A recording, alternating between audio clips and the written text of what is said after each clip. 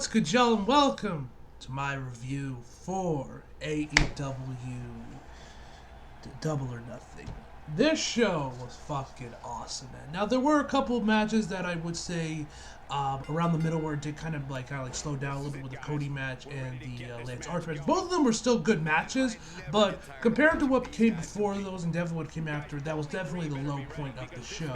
But besides that, man, this show was fucking amazing, man. Absolutely loved it from start to finish.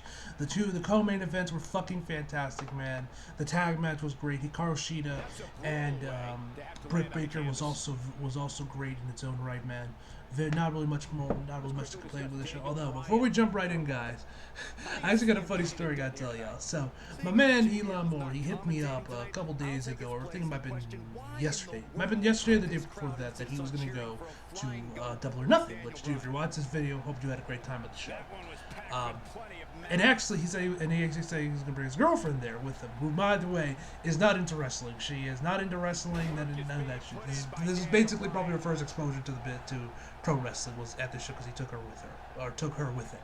And I like jokingly told her, I was like, I hope you spared an afternoon to explain her all the storylines that are going on right now.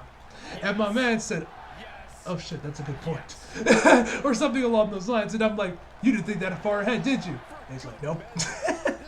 that was pretty fun. I don't know if he actually ever did spare an afternoon to tell her all the storylines or she just threw her in there blind, but I just thought that was a funny story to tell y'all. But anyway, guys, let's just jump right into the actual show. So we started the show off with Adam Hangman Page and Brian Cage. First of all, when Brian Cage made his entrance, the dude's strip came out looking like a T-800, so that was kind of cool, because you guys know me, I fucking love Terminator. But, now, I believe that a Double or Nothing was a full house tonight, or at least the closest, because I think there were some empty spots around, around some of the railings areas when we saw in the teams, yeah, people, but those seats could have been just left open because they were taped around for that spot, so those could have just been left empty for that spot. But either way, the place was either a full house or damn near full capacity. Either way, the crowd was loud as shit, and the crowd was invested throughout the entire show. So it was nice to see almost a full crowd back in a wrestling show, because we haven't gotten that in God knows how long. So that was cool. The crowd was great, man. A lot of great chants. A lot of funny ones, too. Especially when we got to the Kenny match. Those were hilarious. But, anyway. So they came out. Adam Page makes his entrance. Of course, the crowd loses their collective shit over seeing Adam Page come out. And we got the match started. So we had Brian Cage have Adam Cage in a powerbomb position, throw him into one of the posts. But one thing I found kind of interesting on commentary mentioned this that Brian Cage wanted to do this whole thing by himself, beat Adam Page all by himself. So no one else came along with him, but Taz was indeed on commentary, which brings us to the ending of the match. So first off, you had Brian Cage go over the top rope and start setting Adam Page up for the buckshot lariat. He was gonna hit the buckshot lariat on Adam Page, but it looks like he did the whole flip over the top rope, but it didn't look like but it looks like the guy didn't get his footing complete, so he stopped midway. And then Adam Page picks this dude up and hits him with an F5. So that was pretty cool. But then later on, you had Ricky Starks come out there with the FTW Championship, and I think some other guy came in there to distract the ref. So they come rushing and he throws him the title and tell him yo, use it to win the match, obviously. And Taz is telling him on commentary use it, Cage, and win the match. He's losing his shit. But Brian Cage kind of just looks at it, picks up the title, just throws it right back at him because, like he said, he wanted to do this whole thing by himself. And that is when Adam Page managed to hit the buckshot lariat to win the match. So, and the weird thing was, I found this weird in commentary, which I'm curious to see how this is going to turn out on Dynamite, because Taz mentioned that Brian was getting his ass kicked, and I believe it was Tony mentioned Brian had Adam Page on the ropes. What are you talking about? Found that very interesting. It definitely makes me wonder, and definitely curious to see where that's going to lead for Diamond this week, which I believe is also going to be on Friday, I think, again. I might be misremembering, but I believe this one will also be on Friday. Anyway, so the second match was Eddie Kingston and Jon Moxley versus the Young Bucks for the tag titles. This match was fucking amazing. This match was absolutely brilliant. I loved every second of this match. Now, Jon and Eddie were the ones that first made their entrance, which, by the way, excuse me, why does Jon Moxley have new entrance music? Like, was there a rights issue with this previous one? Was it his call? Do you want to change it? Because I don't know why you have this like more upbeat song when the last one was, what the last one was. Like, is this meant to be some character change? Am I missing something? What the fuck's going on with that? But whatever. Regardless of such, the Young Bucks then make their entrance, rocking their Jordans and the drip and everything. And actually, right after they do like that, their flexing thing and the confetti pop out, which instead of the cash, then actually Eddie Kingston and John just instantly go right at them and just start attacking and start going after both of them. They instantly start going at each other. So then they kind of like they do this for like a good I want to say 5 minutes before anyone actually enters the ring and the bell actually rings. So they start going after that, but. This match was awesome. You had, of course, super kick parties, you had your Meltzer drivers, you had everything. But one of the more interesting elements of that match was, of course, you also had John Moxley hitting like a paradigm shift around the end of the match. And, the 1, the 2, and then, like a Nick or whatever, count, and Nick, broke it up. But one of the coolest spots is you had the Young Bucks hit a super kick party on Moxley. They go to pin my man. He kicks out at 1, and also John Moxley also started bleeding later on as the match progressed. And he instantly kicks out at 1, and the man looks like he's about to go fucking Super Saiyan. So my man has reached Ultra Instincts or something, man. It was absolutely insane. It was absolutely insane, man. I loved it. It was fucking awesome, man. Fucking awesome. You also had them go up for where the Young Bucks were gonna go for a Meltzer driver, but then Eddie pulled them down. And Eddie and John were gonna do something. Then the Young Bucks pulled Eddie down, kind of going back and forth, man. But anyway, the Young Bucks would of course win the match after hitting it I think it was 3 or 4 BTE triggers in a row before they finally let go of John Moxley and got the 1, 2, 3. And of course, Don Callis was also a commentary. Fantastic match, man. This was a great match for the tag titles. Anyway, after this, we then had the Casino Battle Royal match. Now, obviously, I'm not going to go over everything in here, so we'll just skip to the end. So first off, we had actually Christian Cage. Actually, he was one of the first people to he was the first person to get the entrance in there. So and he ended up lasting throughout the entire thing. You had Jungle Boy get in there, who got a huge pop, and a bunch of other people as well. The match itself was really good. You got a bunch of eliminations, and it was really fun. So anyway, when we get to the end of the match, we find out who the Joker is.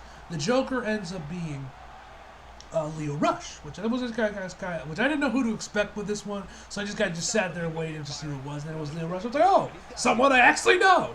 Great, brilliant. So Leo Rush, he came in there. He looked great. That man was moving all over the place, sliding around, maneuvering around Private Party. It was a really nice exchange when he made his entrance late at the end of the match. But anyway, he ended up getting eliminated by Private Party and Matt Hardy. And the final, Matt Hardy and Christian. Matt Hardy tries to broker a deal with Christian because I'm assuming because of their history from the Hardys and Edge and Christian, or they might have had some thing in TNA or maybe in WWE. I don't fucking know. But anyway, he tried to attack Jungle Boy, and Christian just ends up just throwing him over the top rope. Which, speaking of Edge, you have that rapper dude who I'm slipping on the man's name, who I think is really entertaining. I enjoy when he goes and does his little rap into the start of the match, and you'll be kind of Loki starts burying people. He said for Christian, you were something along the lines of you were cool when you had an edge, which I was like, okay, that's a good one. That's a good one right there. That was a good one. So anyway, the final two end up being Jungle Boy and Christian. These two start going at each other. They eventually get on the apron and start battling and start duking it out with one another. And eventually, I think it was Christian tried to throw Jungle Boy into the post, but he managed to slide, grab it and slide over to the other side and get back in the ring. It looked really fucking cool. But anyway, Jungle Boy would end up winning the match, and he is now the new #1 contender for the AEW World Heavyweight Championship. Now for this match, when we got those fun two, I was expecting, I could see it gone either way. I was kind of rooting for Christian to do it because I'm a little bit biased. I love Christian. But also Jungle Boy was also a really great pick as well. So I didn't really know who they were going with. I could see them going either way, but they went with Jungle Boy, and I'm thinking 2 weeks on Dynamite is when we're going to get that match. So very intrigued by that. I'm definitely looking forward to seeing what those two. Jungle Boy, I think Jungle Boy and Kenny had a match on AEW a while ago, and that was pretty good. Either way, the match will be great anyway, because it's Kenny Omega. Jungle Boy is also a fantastic wrestler in his own right, so that should be a great match whenever we get that on Dynamite. So next up was Cody versus Ogogo. Now, the whole thing with this match was built basically against the cultural rivalry or national rivalry between the U.S. and the U.K., America versus Britain, all that shit, And you had Cody giving that amazing promo, talk about America, Georgia, his wife, and he's giving birth to I think he's giving birth to a daughter. It might have been a son, I don't remember, but he's giving birth to a kid, and she's gonna be he or she's gonna be half black and all that shit. Then you had the weigh-in where we find out that Ogogo weighs like 1 more pound than Cody, and I believe it was QT losing his shit, being like, oh, this means he has it in the bag. Cody doesn't stand to the bag, mate. It's a 1 pound difference. Calm the fuck down, my guy. It's like Now the match itself was overall pretty good, but I would be lying if I said this wasn't the low point along with the Lance Arch match. These weren't the low points of the show. This wasn't the low point for these 2 matches, but it was still a good match overall. So you had Cody and Ogogo. First off, Cody came in with his old entrance, his original entrance when we started being not that Snoop Dogg remix thing, which honestly I was never really a big fan of. Honestly, if I'm being real, but whatever. I'm glad. So hopefully that means that this music is sticking, and he's done with that Snoop Dogg remix. He also came up with this badass jacket that looked so cool. I think it was inspired by George Washington or something. Either way, it looked fucking sick. So anyway, these 2 going at it, of course, the dude, Gogo was showing off his strength. Eventually, Cody he starts getting Cody wearing him down. Well, first up, we find out this dude also had some rib injury from overtraining. So eventually, Cody started to attack the dude's ribs. And after time progresses, Cody starts to gets wearing out, and he's laying on the second rope, and Ogogo goes for a cheap shot. So then, if you look in the background, you can see Arn Anderson going from where he was on the other side of the ring and starts marching towards QT Marshall, the other side of the ring, wielding a steel chair. QT's like, oh shit, back, get away from me, And so, you had that. You also had Cody hit that Cody cutter he does, which I always love to look. I always love that move. It looks so cool. One thing I did find kind of weird in this match is Gogo kind of moves Cody's body over. He's he's standing on top over Cody's body. He's laying flat on the mat. Which when I saw this, I thought the man was gonna go for a rock, for the people's elbow or something, because that's what he had his middle fingers up or whatever. And I legit thought this man was gonna go for the rock body, but no, but instead he just went for a simple elbow drop instead, which I thought was kind of interesting. Did anyone else think he was gonna drop a people's elbow or something, or was that just me? I don't know. But anyway. So then you also had where we also saw they mentioned on commentary how this dude used to be a boxer, and apparently he had his career was cut short due to some eye injury or something, he was losing sight in his left eye or something. So they do show off him hitting Cody with these right hooks or whatever that almost instantly take him down. We saw that with one where Cody was on the top rope, and which to be fair, I thought it didn't look like there was even that much power behind it, and Cody just sells it he just got hit from a meat, he just got hit with a fucking one for all United States of Smash kind of attack, when it looks like he just got almost it was more or less a glorified jab. I know he's a boxer and everything, and I'm sure someone can probably in the comments oh, you fucking idiot, this is how boxing works, not all of them are so overly exaggerated in Rocky or whatever, or Megalobox, fine, but still. So you had that, and then Cody also locked in the figure 4 onto Ogogo, and he just hit him with a jab that sent Cody down to the ground. The rest are count, but of course Cody gets his shoulders up around 2. Ogogo also started to bleed later on in the match, and eventually Cody wins the match with a you also had Ogogo hit him in the midsection, him in his stomach area, that sends Cody crashing to the floor. And and he goes for the pin, but Cody's arm was outside the bottom. It was under the bottom ropes, which means they mentioned some commentary he was out of bounds. And I like the commentator mention this show that his inexperience is showing, because he's only been doing this. He only had 2 matches under his belt. Ogogo. And also one other thing, Go-Go, when he was in the figure four, QT was like legit pushing the rope towards him, be like, reach, reach! But anyway, Cody wins the match with a vertebraker and, gets the 1, 2, 3. Good match, nothing too crazy, but overall I thought it was good. Next up, you had Lance Archer versus Miro. As we saw on Dynamite 2 weeks ago, or 1 week ago, I forget which one.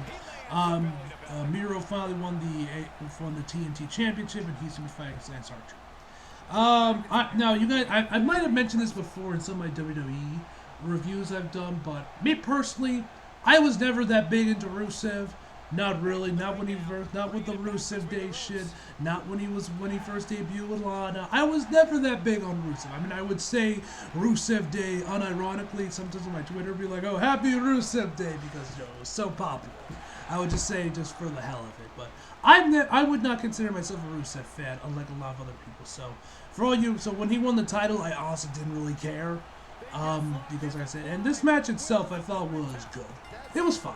Nothing too crazy. I thought the Cody match was honestly a little bit better. Really, the only thing of note that happened in this match was at the end, where you had Jake the Snake coming in there after he was beaten by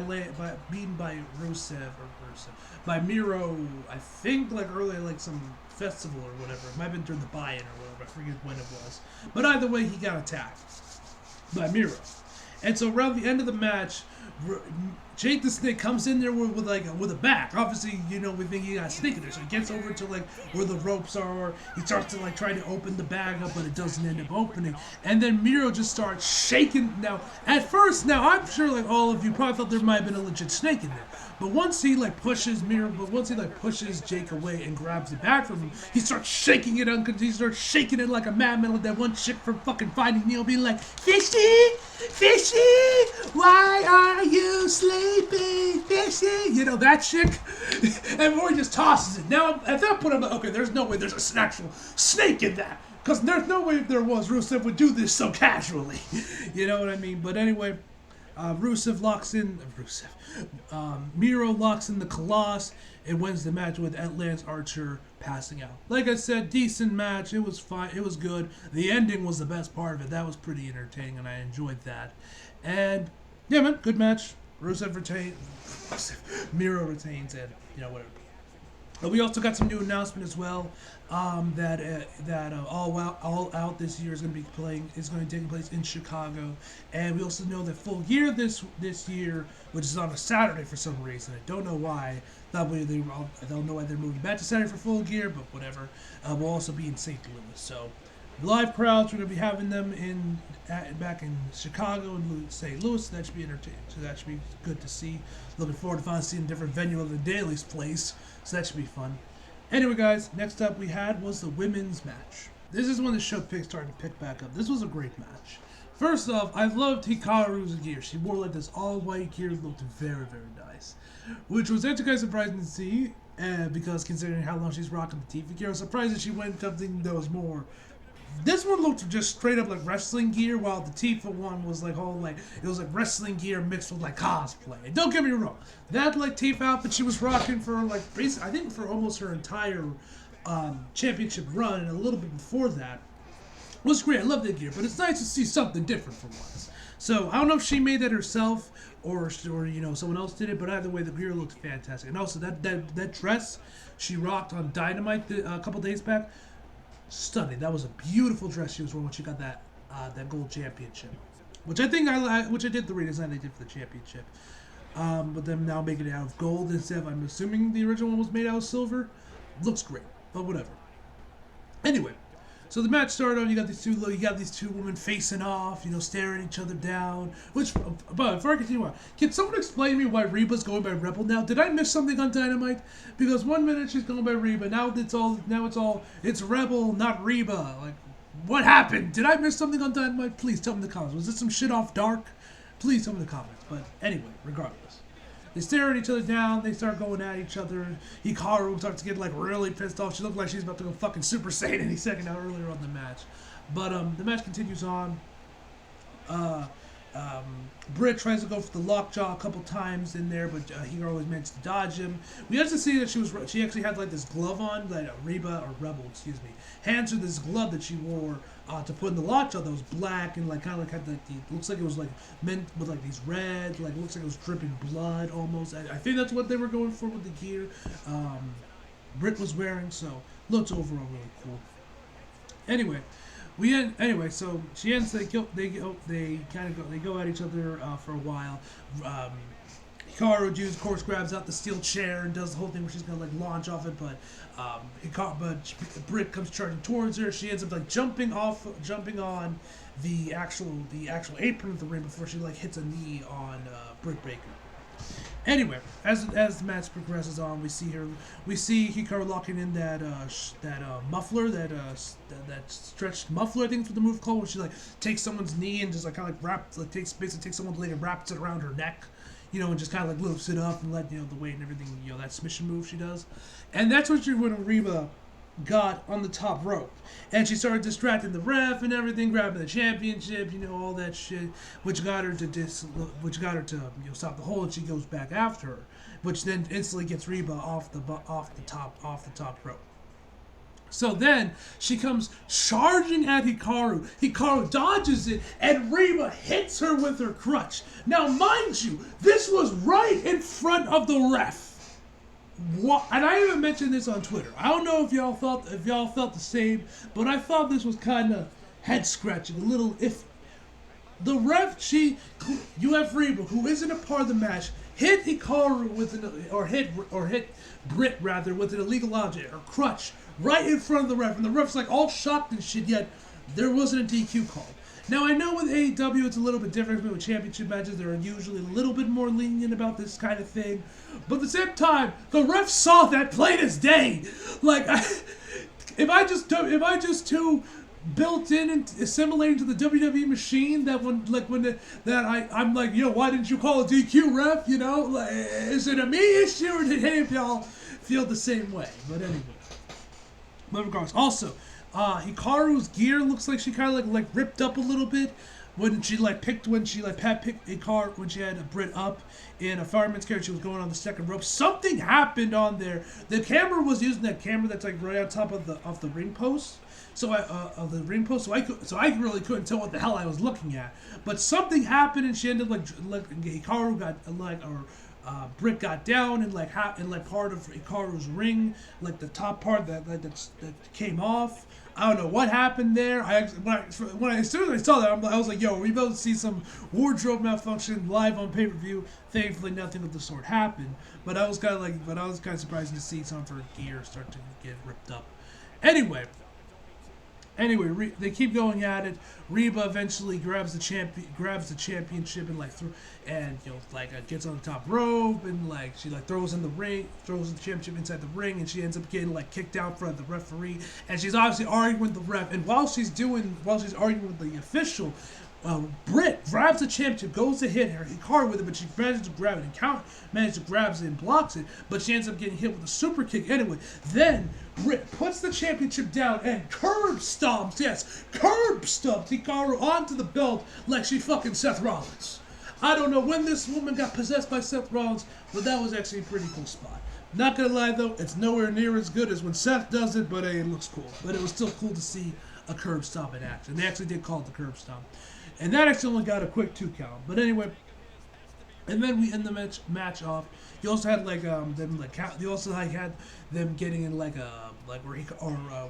Britt was going for the launch up, but Hikaru managed to reverse it into a roll up, but Britt managed to kick out of it.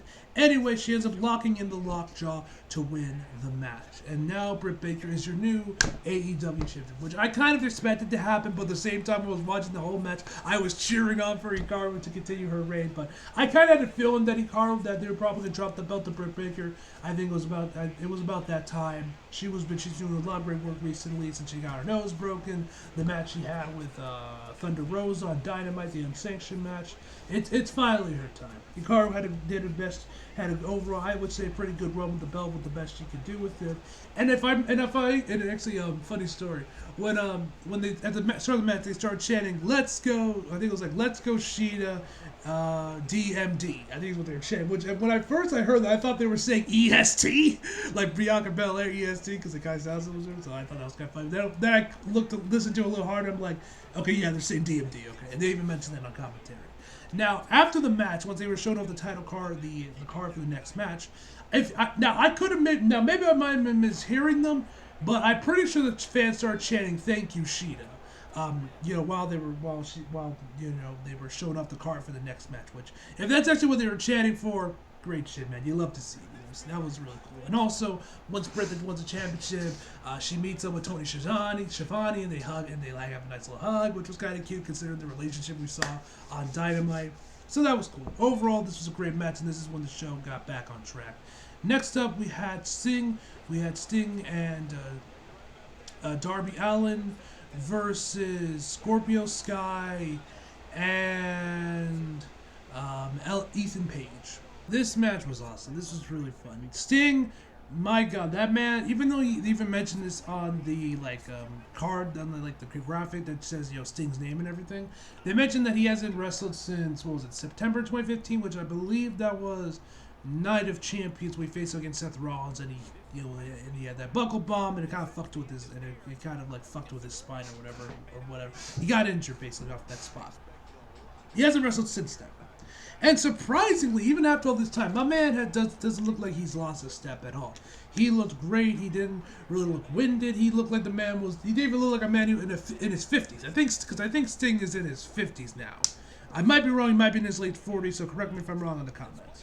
But either way, Sting did not look in the ring as old as he is. He looked a lot younger in there. He has not lost a step at all. And of course, the crowd is chanting, "You still got it, legit." Every time Sting was in the ring, the crowd lost their shit. Anyway, let's just jump right in. So Darby and Sting made their entrance, which Darby was actually rocking face paint that was very similar to Sting's design, which I thought was pretty cool. Anyway, once Scorpio Sky and Ethan Page made their entrance, Darby goes we start this match off fast and furious with Darby going for a suicide dive on both of them, and from there it just becomes crazy. You had fucking Sting doing a fucking cross body off the poker chips, and then the match actually begun. The two were going at it. Darby was getting beaten for a good part of it. Ethan Page picks up Darby and just yeets him into the crowd. You had Darby try to get out. One spot that I thought was kind of dumb and kind of stupid, and it's like, really, Aubrey, was this one spot where Darby manages to free himself out of Ethan Page and Scorpio Sky crowd. He's on there, he's crawling over to Sting to get the tag, and mind you, Aubrey, and I went back and looked at this because I was like, because I had to make sure. She looks over at Darby while he's doing this, and then right as he goes for the tag, she looks away. Now, obviously, I know this was probably because this was all that for the spot to work and everything. But it kind of looked kind of ridiculous because when you look at Aubrey could clearly, it's the same thing with the Reba spot with the ref singing as plain as day. Whereas, she can clearly see that the tag was made. At the very least, she could have heard it. Now, yes, her back was technically turned, but come on, woman. You could probably. Okay, maybe not hear it, because to be fair, because of how loud the crowd was, but still. You saw where Darby was in the last minute. Technically she didn't see it, but she saw it. Come on.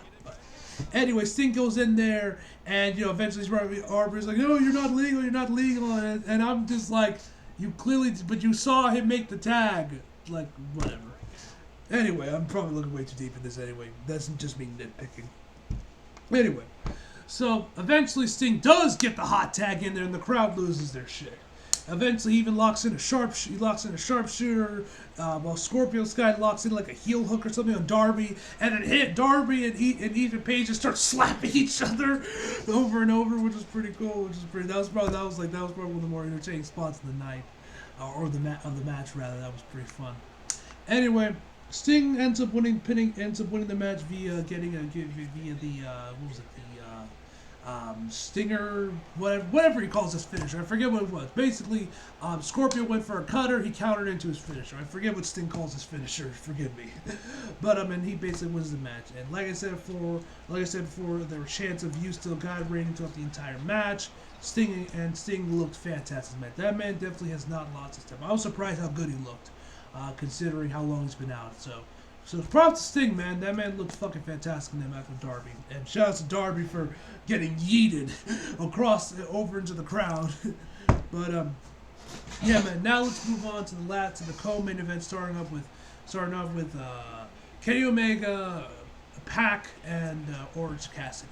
This match was fucking amazing. This match was probably one of the best championship matches we've gotten for the AEW Championship. Now, we've already seen how well these three work together. We've already seen Kenny and Pac. They did a match on Dynamite a while ago, maybe I think last year. We saw how well Pac works with Orange Cassidy from Revolution last year, I think that was. Might have been the year before that. And I don't know if Orange and I don't think Orange and Kenny had a match, but we all knew it was going to work well with Kenny because Kenny is fucking amazing. This match was amazing. And yo, if one man came out as the MVP and looked the best in this match, it was Orange Cassidy. This man was low-key the MVP because the crowd was obviously behind Orange. They were the one they wanted to win the match, obviously.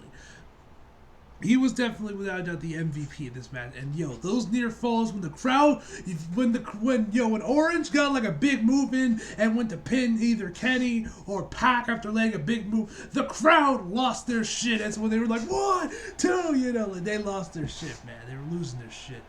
So anyway, we start the match off. It starts with Kenny and Pac going at it a while, and they ended up doing like a double crossbody to each other.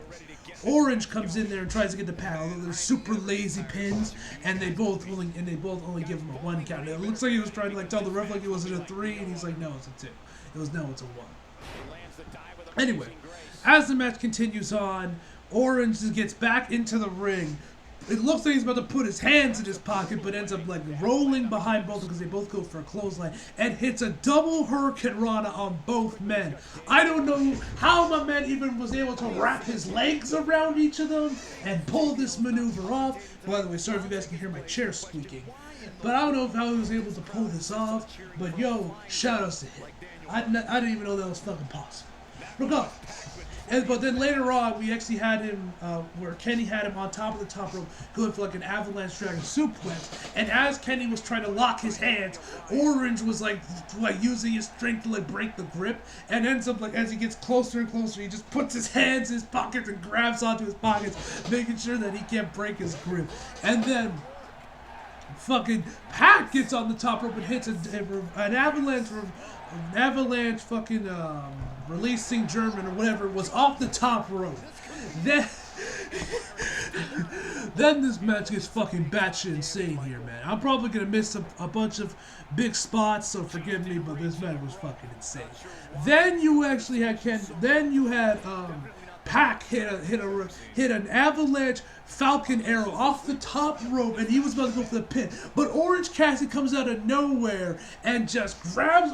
There's also one spot where Orange finally gets his hands in his pocket, and he ends up doing a suicide dive onto Kenny, I believe this was, and I believe he also ended up doing a swanton onto Pac with his hands in his pockets for both of them. But anyway, he lands the Falcon Arrow.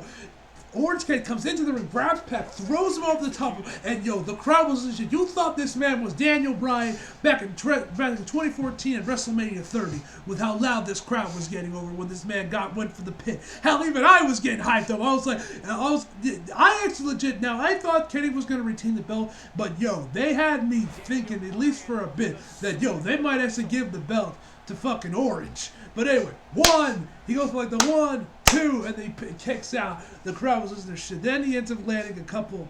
Then Pac gets back into the ring, and he's like, yo, mate, why the fuck did you do that, mate? And Orange just puts his hands in his pockets and just goes for like those kicks he does, and then Pac just kicks him in the balls.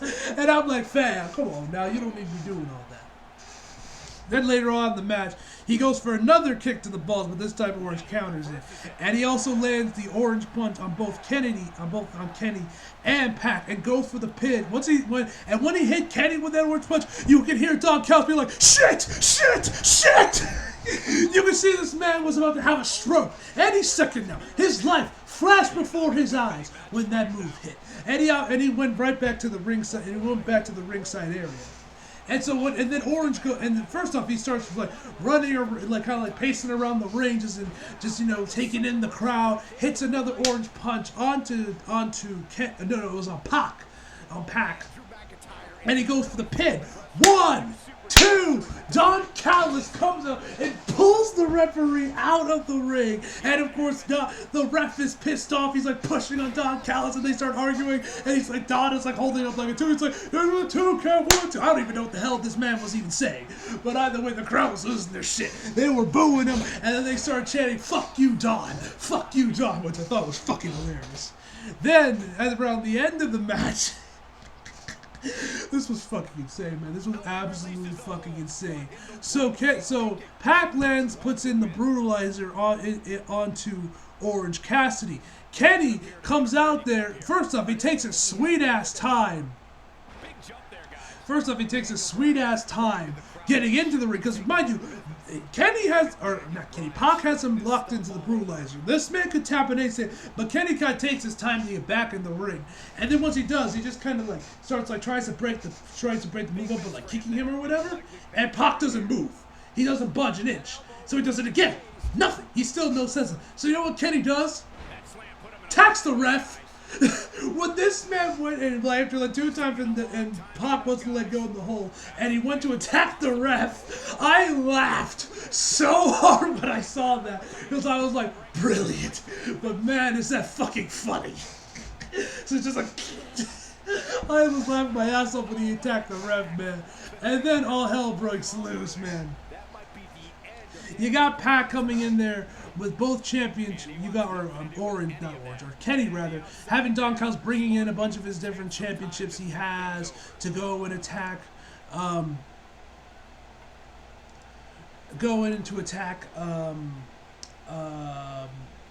Pac with the different championships he has. And then later, Orange hits him with the orange punch. The crowd loses their shit. The ref is still down, and Orange goes for the pin. I didn't think anything was gonna happen from this, but then out comes Aubrey Edwards, and out comes Aubrey Edwards, and she goes for the pin. 1, 2, but then Kenny counters it into like a roll up or whatever, and manages to steal the victory. It was a crazy exchange. I was like, wait, what? What just happened here? I got a little disoriented for a second with how crazy that got. But yeah, man, Kenny retained the championship in a fucking fantastic triple threat match. That was fucking brilliant, man. That match was amazing. I loved that match. That was such a good match. So now we got to the final match, the Stadium Stampede match between the Inner Circle and the Pentagon. This match also was once again fucking phenomenal in its own right.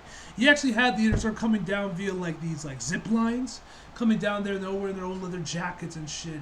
Looks pretty cool. They see MJF who came in on a limousine, and like once the Inner Circle started to come right towards him, he like hides into his limo, and then the Inner Circle are all like banging on the roof of the car, telling him to get out. We find out that the rest of the Pinnacle came in on some type of golf cart rather, and the match begins. So they start brawling for a while. I think it was Sean Spears and Sammy.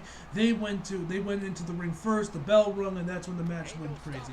Yeah, MJF and Chris going into like the the coaching office of the Jacksonville Jaguars in this arena, because the coaches were the head coach was there apparently, and they just started going at it. You had Chris break out cookie sheets and bang them against MJF's head, a megaphone, sandwiching him between a table. Bunch of crazy shit. Kenny starts, not Kenny, Chris starts throwing footballs at him. You know, then he like staples his head, which I highlight down. He actually did. I'm pretty sure. I'm sure there's probably tape on the other side of his car, and he didn't actually staple it onto his head. But whatever, stapling it onto his head, man, it was fucking crazy. And then he just throws him over, throws him out of this door that throws him into a table. Great shit. You had Shawn Spears and Sammy going at it in like this room surrounded by chairs. That was pretty cool. You had Proud and Powerful going up against FTR with this DJ called Conan there. The crowd was losing their shit, but I'm gonna be real, I have no fucking idea who the fuck this guy is. If any of y'all know who he is, was he some wrestler from the 90s that I'm unaware of? Is he a DJ that's popular for wrestling fans? I don't know. If any of you guys know who this guy is, please tell me in the comments, because I had no idea who this guy is. I'm like, who? Whose man is this? You know? Which actually I found kind of funny. That actually once we got to the FTR versus Proud and Powerful, before any beatdowns were going down or nothing, Tully had the men sit down on this table and hand them all a glass, and they all they toast. Take a swig of their drinks before they begun beating the shit out of each other, which I found kind of funny. And then you have Jake Hager and Wardlow beating the shit out of each other in a fucking freezer, a portable freezer. You even see like a pig that was cut in half that I'm pretty sure was fake. And apparently Wardlow also grabbed like an icicle, and Tony was mentioning how they can be as sharp as knives, although I doubt that was another prop as well. Anyway, the match was just batch insanity, man. Then you went, and then Shawn Spears also like handcuffed Sammy to like this pole. But he manages to find like these bolt cutters to get himself out, which we didn't actually see. But eventually you had Sam get all the way back to Dallas, was after the motorcycle game of the Inner Circle chased him out there, and then once he gets back to the actual arena, there's Sammy Guevara in a fucking go-kart ready to run over Shawn Spears, which I laughed so hard, which I thought was so fucking cool. I started marking out like crazy, considering those previous times Sammy's been in front of a go-kart, he's always gotten hit with them. It's nice that now Sammy's the one driving. That was fucking awesome, man. Anyway, Chris and MJF eventually make it back to the arena.